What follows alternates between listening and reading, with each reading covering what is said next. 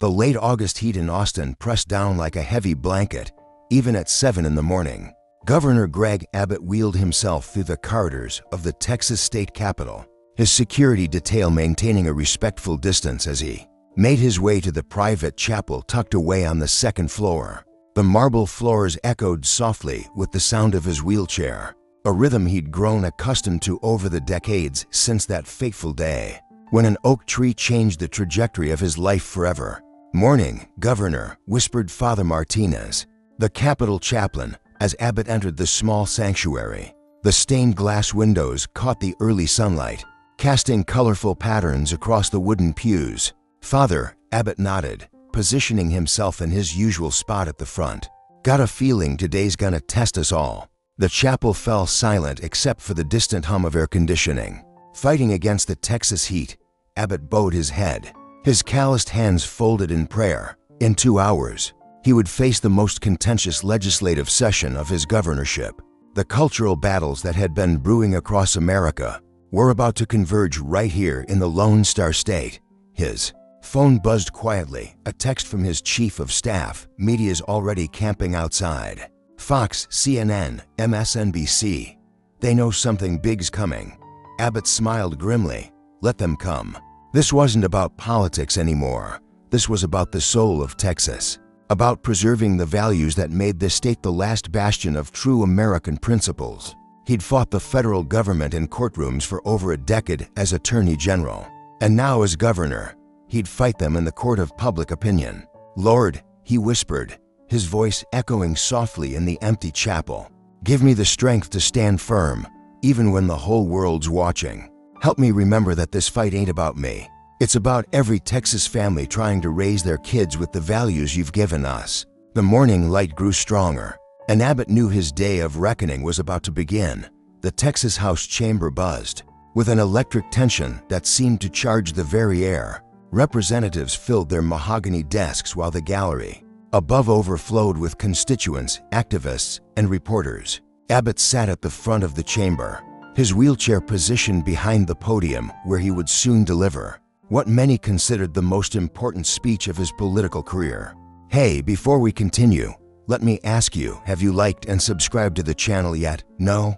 Then take advantage now and click the subscribe button below, and leave a comment with what you think of this video and which city you're watching it from. Your participation is very important to us. It helps our channel grow and bring more content like this. I'm counting on you. Now, let's continue. Lieutenant Governor Dan Patrick leaned over, his voice barely audible above the crowd noise. "Greg, you sure about this? Once you draw this line, there ain't no going back." Abbott's steel gray eyes surveyed the room. In the gallery, he spotted Maria Santos, a Austin School Board member who'd become one of his fiercest critics. Next to her sat Reverend James Crawford from First Baptist of Houston, one of his strongest supporters. The divide couldn't have been clearer. "Dan," Abbott replied, adjusting his tie, "I've been drawing lines my whole career. Some folks cross M, some folks respect M, but they gotta be drawn." The Speaker of the House called for order, his gavel echoing through the chamber. "Ladies and gentlemen, the Governor of the great state of Texas." Abbott wheeled forward to the microphone, the chamber falling to a hush so complete you could hear the air conditioning cycling. He looked up at the gallery, then across the sea of representatives before him. "Fellow Texans," he began, his voice carrying the authority of someone who'd never backed down from a fight. "We gather here today not as Democrats or Republicans, but as guardians of the Texas way of life." A ripple of applause came from the conservative side of the chamber. "For too long, we've watched as Washington bureaucrats and coastal elites have tried to tell us how to raise our children, how to worship our God, and how to live our lives. Well, I'm here to tell y'all that stops today." The applause grew louder, but Abbott raised his hand for silence. "I'm introducing the Texas Family Values Protection Act, the most comprehensive legislation the state has ever seen to protect parental rights, religious freedom, and the sanctity of our educational institutions." The chamber erupted. Conservative representatives rose to their feet in thunderous applause, while progressive members sat stone-faced. In the gallery, Maria Santos shook her head. While Reverend Crawford wiped away a tear, Abbott continued over the noise. This bill will ensure that no child in Texas is exposed to inappropriate content in our schools, that no parent loses their fundamental right to guide their child's upbringing, and that no person of faith is forced to compromise their deeply held beliefs. Representative Jennifer Rodriguez from Dallas stood up, her voice cutting through the applause. Governor, with all due respect, what you're proposing sounds more like government overreach than protection of rights. The chamber fell silent again, all eyes on Abbott. This was the moment he'd prepared for. Representative Rodriguez, Abbott replied, his voice steady and measured. Protecting our children from ideological indoctrination isn't overreach, it's our duty. And if that makes me the most controversial governor in America, so be it. I'd rather be controversial than complicit. The battle lines were drawn, and Greg Abbott was ready for war. 3 weeks after the speech that made national headlines, Abbott sat in his office as the late afternoon sun cast long shadows across the Capitol grounds. The Texas Family Values Protection Act had passed the legislature by a narrow margin, but the victory felt bittersweet as protests raged outside and lawsuits piled up on his desk. His communications director, Sarah Beth Williams, knocked and entered without waiting for permission, a privilege earned through years of loyalty and crisis management. "Governor, we got problems," she said, setting down a folder thick with news clippings and social media printouts. "Corporate headquarters are threatening to pull out of Texas. Dell, Southwest Airlines, and even HEB are getting pressure from their shareholders." Abbott wheeled around to face her, his expression unchanging. And the tourism board is saying we could lose millions in convention revenue. The tech sector's already spooked after what happened in other states with similar legislation. Abbott picked up a framed photo from his desk, him and his wife Cecilia at their wedding, both young and full of hope. Sarah Beth, "You know what my daddy used to tell me when I was growing up?" She shook her head. He'd say, "Son, doing right ain't always easy, and doing easy ain't always right." This state was built by folks who were willing to sacrifice for what they believed in. Sarah Beth sat down across from him, her usual professional demeanor softening. "I know, Governor. I believe in what we're doing too. But the opposition is organizing like nothing I've ever seen. They're planning a march on the Capitol next weekend that could bring in 50,000 people." "Let 'em come," Abbott replied. "This is still America, and they got a right to be heard. But so do the millions of Texas families who are tired of watching their values get trampled on." The phone rang, a call Abbott had been expecting. The caller ID showed White House. "Governor Abbott." Came the familiar voice of President Biden's chief of staff. "The president would like to discuss your recent legislation." Abbott motioned for Sarah Beth to stay. "I'm listening." "The administration is concerned about the potential federal implications of your bill. There may be Title X violations, civil rights issues that could trigger federal intervention." Abbott's jaw tightened. This was the fight he'd been preparing for his entire career. "You tell the president that Texas won't be bullied by federal threats. We're operating well within our constitutional authority, and if Washington wants a fight over states' rights, they picked the right state and the right governor." After hanging up, Abbott looked out his window at the protesters gathering below, their signs barely visible in the fading light. "Sarah Beth," he said quietly, "cancel my dinner plans. Looks like we're going to be working late for the foreseeable future." The cultural crusade had begun in earnest, and Greg Abbott was prepared to pay whatever price conviction demanded. The federal agents arrived at the Texas state capitol on a humid Tuesday morning in September, their black SUVs forming a convoy that seemed more suited for a war zone than the seat of state government. Abbott watched from his office window as they filed into the building, their presence sending ripples of tension through the corridors he'd walked for nearly a decade. Special Agent Rebecca Martinez from the Department of Justice knocked on Abbott's door at precisely 10 a.m., flanked by two colleagues and a lawyer from the Civil Rights Division. "Governor Abbott," she said, her voice professional but carrying an edge, "we're here regarding potential violations of federal civil rights law stemming from your recently enacted legislation." Abbott gestured for them to sit, his wheelchair positioned squarely behind his desk like a fortress. "Agent Martinez, y'all are welcome in Texas, but let's be clear about something. The state operates under the Constitution, not the whims of whatever administration happens to be in Washington. Agent Martinez opened a thick folder.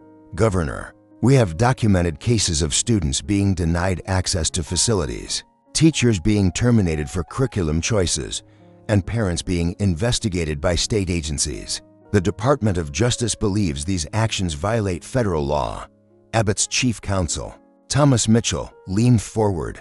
Agent Martinez, with respect, every action taken under the Texas Family Values Protection Act has been carefully vetted. For constitutional compliance, we're prepared to defend our law in any court in the land. That may be, Agent Martinez replied, but the federal government has a responsibility to protect the civil rights of all citizens, including those in Texas. Abbott's eyes hardened. The federal government's got a responsibility to respect the 10th Amendment, too. But I reckon that's been forgotten somewhere between here and the Potomac. The tension in the room was palpable. Agent Martinez closed her folder and stood. Governor, this is an official notice that the Department of Justice is initiating a federal investigation into the implementation of your legislation. We'll need access to state records, correspondence, and the right to interview state officials. After the agents left, Abbott sat alone in his office, the weight of the moment settling on his shoulders. His phone buzzed with a text from his wife Cecilia. Saw the news. Praying for you. Remember, we knew this day would come. He wheeled over to the window, looking down at the protesters who had become a permanent fixture on the Capitol grounds. Among them, he spotted familiar faces, teachers who'd lost their jobs, parents from both sides of the debate, and activists from across the country who'd descended on Austin to make their voices heard. Lord, he whispered, if this is the fight you've called me to, then I'm ready. But help me remember that behind all this politics, there are real people with real families just trying to do right by their children. The federal investigation had begun, and Abbott knew that what happened next would determine not just his political future, but the future of states' rights in America. The emergency session of the Texas legislature convened on a crisp October morning, the autumn air providing little relief from the heated debates that had consumed the state for months. Abbott sat before a joint session, his prepared remarks forgotten as he looked out at faces that reflected the deep divisions tearing at the fabric of Texas politics. Representative Maria Gonzalez from El Paso stood to address the chamber. Governor Abbott, my district is hemorrhaging jobs. 3 major employers have relocated to other states specifically because of your legislation. How do you justify putting ideology before the economic well-being of working families? Abbott paused, his hands resting on the arms of his wheelchair. Representative Gonzalez, I understand your concerns, and I don't take lightly the economic pressures we're facing. But I want to ask you something. What's the point of prosperity if we lose our soul in the process? A murmur rippled through the chamber. 26 years ago, Abbott continued, his voice growing stronger. A tree fell on me during what should have been a routine jog. In an instant, my whole world changed. I had to learn to navigate not just with a different body, but with a different perspective on what really matters in life. The chamber fell silent, even his harshest critics listening intently. What I learned is that strength isn't about avoiding difficulty. It's about doing what's right even when it costs you everything. Yes, we're facing economic pressure. Yes, we're fighting battles in federal court. Yes, there are folks who think we've gone too far. Abbott looked directly at Representative Gonzalez. But I'd rather fight for Texas values and lose than compromise them and win. Because at the end of the day, when my time in this office is done, I want to be able to look at myself in the mirror and know that I stood for something that mattered. Senator Patricia Williams from Houston, one of the few remaining moderate Republicans, raised her hand. Governor, what about the families who are genuinely struggling with these issues? The parents who are trying to navigate complex situations with their children, don't they deserve compassion and understanding rather than legislation? Abbott's expression softened. Senator Williams, this legislation isn't about lacking compassion. It's about preserving the right of parents to be the primary influence in their children's lives. It's about ensuring that schools focus on education, not indoctrination. The debate continued for hours, but Abbott could see the weariness in the faces around him. The constant battle was taking its toll on everyone, supporters and opponents. Alike. As the session ended, Abbott remained in the chamber long after the representatives had filed out. Lieutenant Governor Patrick approached, his usual confidence replaced by concern. "Greg, I've been with you through thick and thin, but I'm hearing things from donors, from party leaders, from folks who've always had your back. They're getting nervous." Abbott looked up at the dome overhead, where the Texas flag hung proudly next to the American flag. "Dan, you know what Sam Houston said when he refused to take the oath of allegiance to the Confederacy?" Patrick shook his head. He said, "I love Texas too well to bring civil war upon her. Sometimes leadership means standing alone, even when your own people start to doubt you." The chamber was empty now except for the two men, their conversation echoing in the vast space. "Are you prepared for that, Greg? To stand alone?" Abbott wheeled toward the exit, his voice carrying a quiet determination. "Dan, I've been preparing for that my whole life." The first snow of winter dusted the Capitol grounds as Abbott worked late into the evening, his office illuminated only by his desk lamp and the glow from his computer screen. The latest polling numbers made for grim reading. His approval rating had dropped to 38%, the lowest of his gubernorship. A soft knock interrupted his thoughts. Cecilia entered, carrying 2 cups of coffee and wearing the concerned expression that had become all too familiar over the past months. "Mio," she said, using the Spanish endearment she'd called him since their early dating days. "When's the last time you came home for dinner?" Abbott accepted the coffee gratefully. "I know. Mi amor, this whole thing has consumed everything. I barely feel like I'm being a husband anymore, let alone a governor." Cecilia pulled up a chair beside his desk, something she rarely did during his working hours. "Greg, I need to tell you something, and I need you to really hear me." The seriousness in her tone made Abbott set down his coffee and give her his full attention. "I got a call today from Angela Morrison. You remember Angela? Her daughter Emma is in high school in Round Rock." Abbott nodded. Angela had been one of Cecilia's closest friends since their days as young wives in Austin. "Emma attempted suicide last week." The words hit Abbott like a physical blow. He felt his chest tighten as Cecilia continued. "She's been struggling with her identity, with feeling accepted, with feeling like she belongs anywhere. And Angela blames the climate we've created with all this legislation and fighting." Abbott was quiet for a long moment, staring at his hands folded in his lap. "Is Emma okay? She's alive. She's getting help. But Greg, she's not the only one. The Children's Hospital has seen a 40% increase in teen mental health crises since this whole thing started."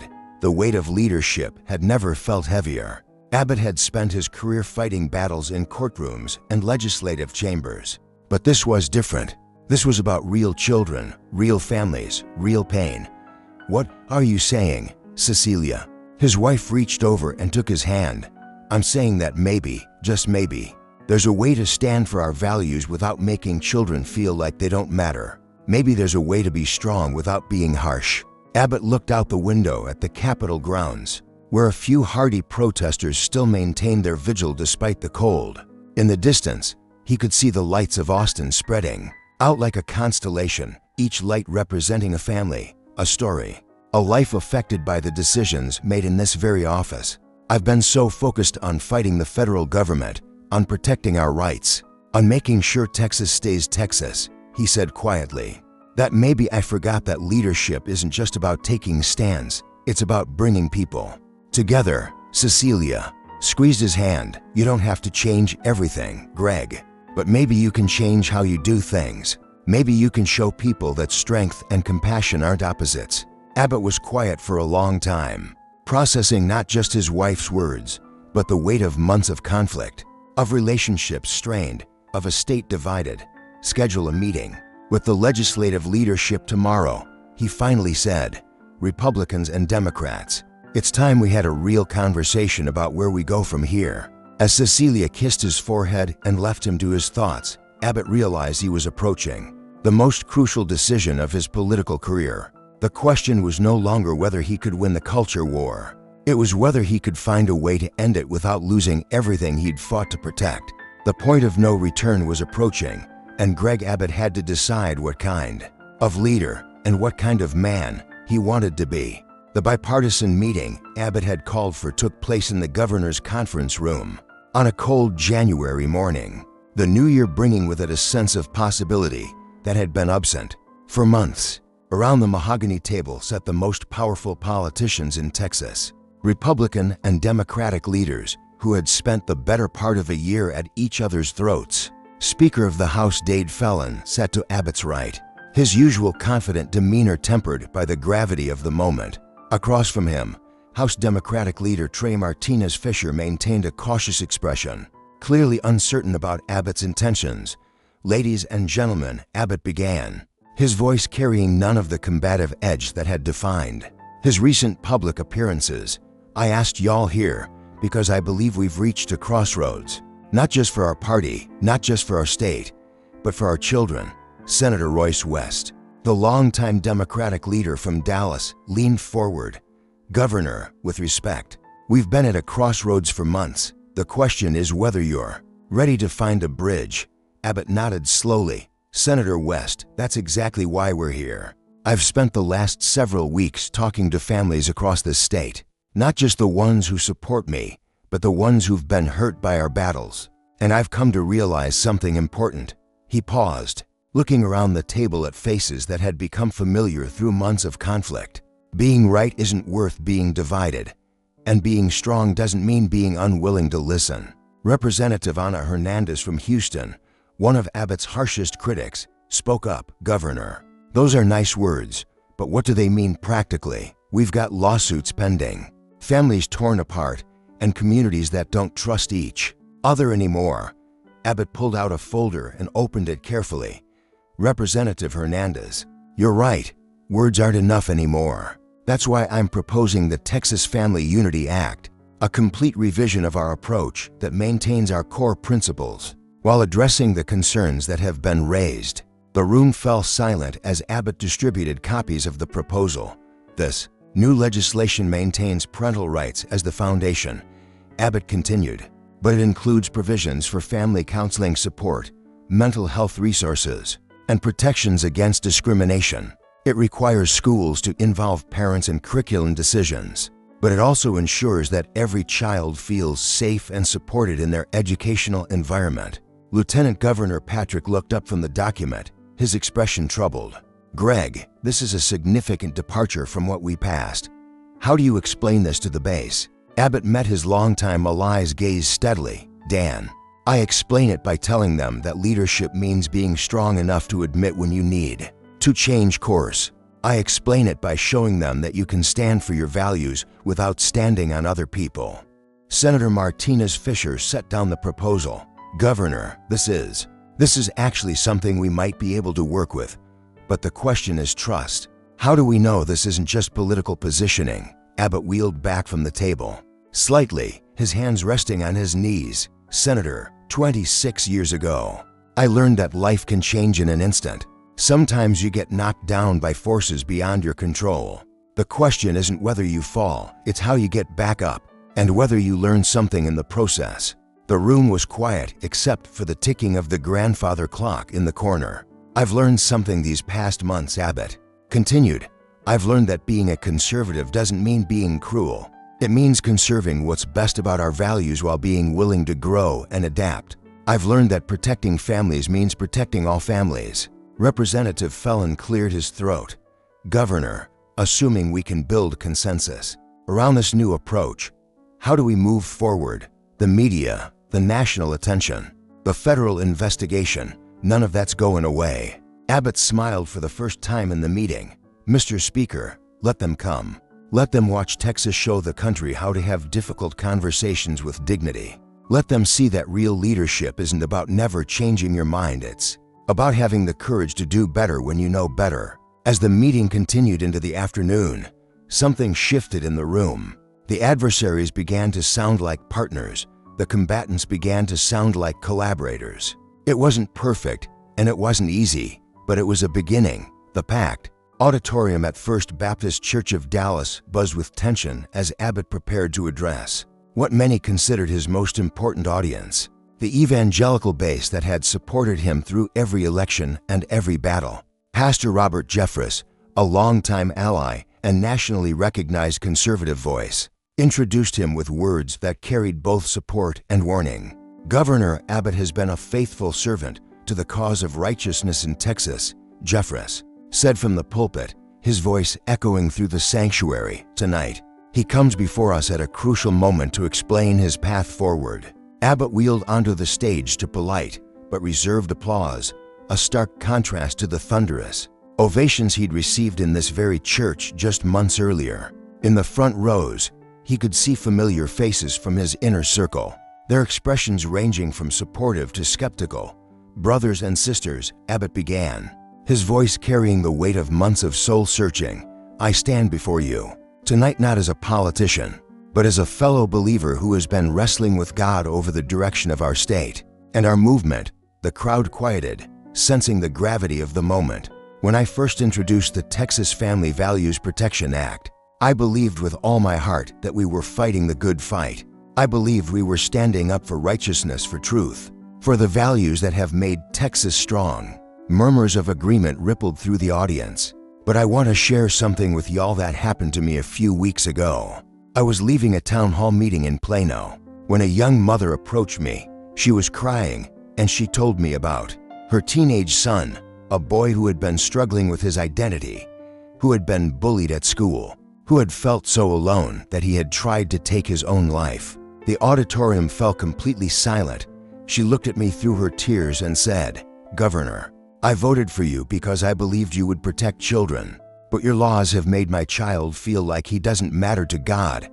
Abbott paused, his own voice breaking slightly. "Friends, that night I went home and I prayed harder than I've prayed since the day that tree fell on me. And I heard God speak to my heart in a way that I hadn't been listening to before.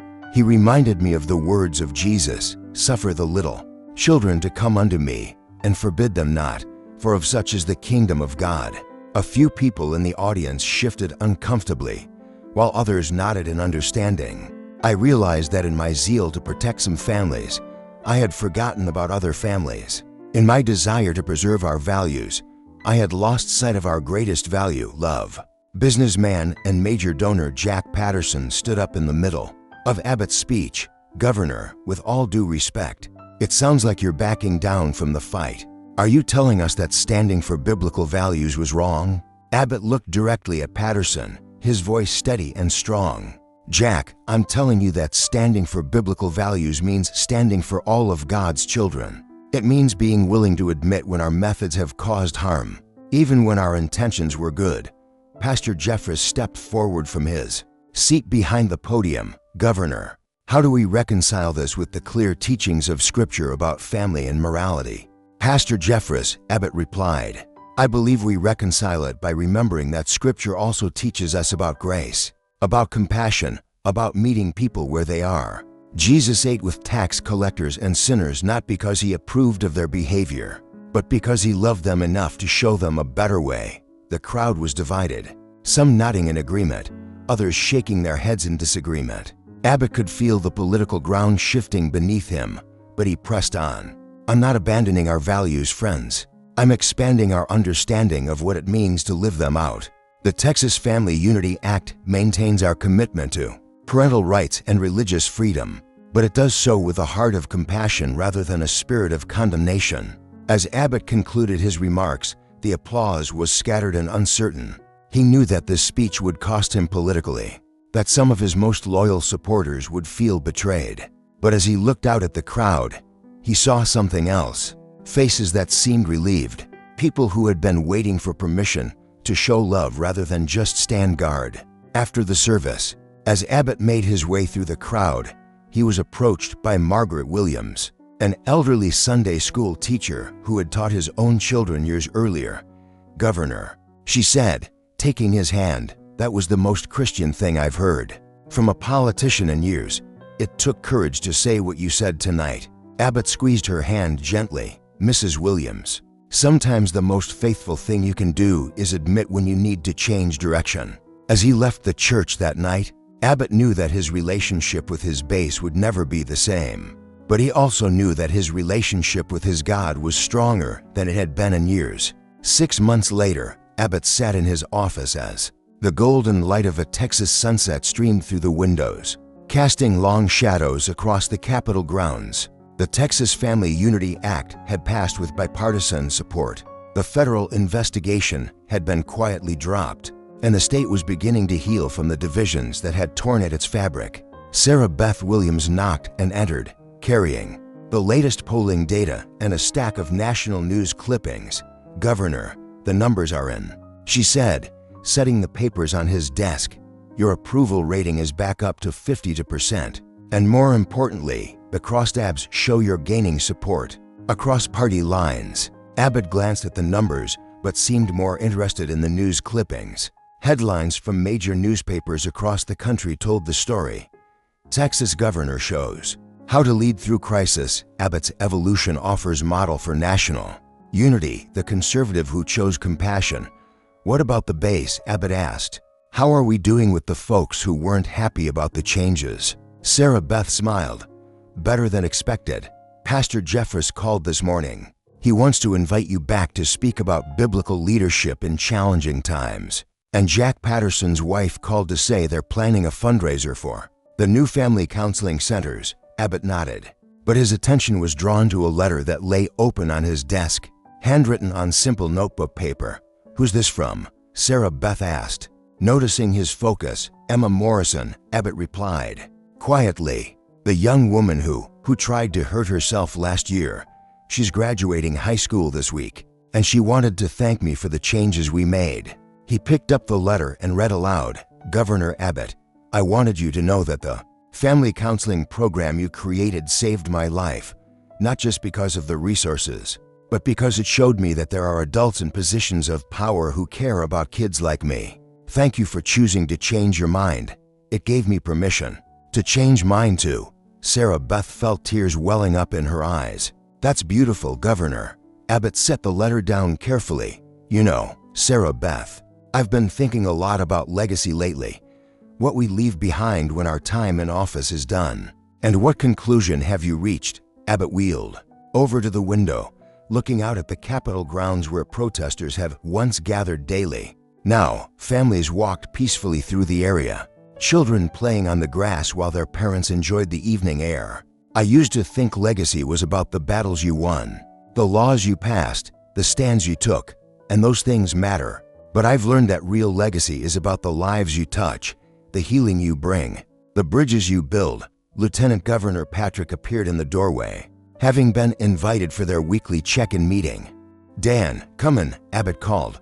We were just talking about legacy. Patrick settled into his usual chair, his relationship with Abbott having evolved through the trials of the past year. Speaking of legacy, Greg, I got a call from the White House today. Apparently, some Democrats in Congress are interested in using our Texas Family Unity Act as a model for national legislation. Abbott raised an eyebrows. Democrats want to use our legislation as a model. Seems like when you choose to lead with both conviction and compassion, people across the aisle take notice, Patrick replied with a grin.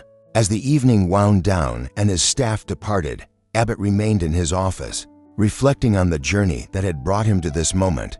The man who had once been known as the most combative conservative governor in America had become something different, a leader who had learned that strength and humility could coexist, that principles and compassion were not enemies. His phone buzzed with a text from Cecilia. Dinner's ready when you are. And Greg, I'm proud of the man you've become. Abbott smiled, gathering his things and preparing to head home. As he wheeled through the Capitol corridors for what would be one of his last times as governor, his decision not to seek re-election having been announced the previous month, he felt a sense of peace that had eluded him for years. The cultural crusade was over, but the real work of leadership had just begun. And Greg Abbott had learned that sometimes the greatest victory is knowing when to stop fighting and start healing. Outside, the Texas flag flew proudly in the evening breeze, a symbol of a state that had learned to embrace both its values and its people, all of its people. The legacy of leadership wasn't written in the laws that divided, but in the hearts that were united. And in that measure, Greg Abbott's crusade had finally found its true purpose.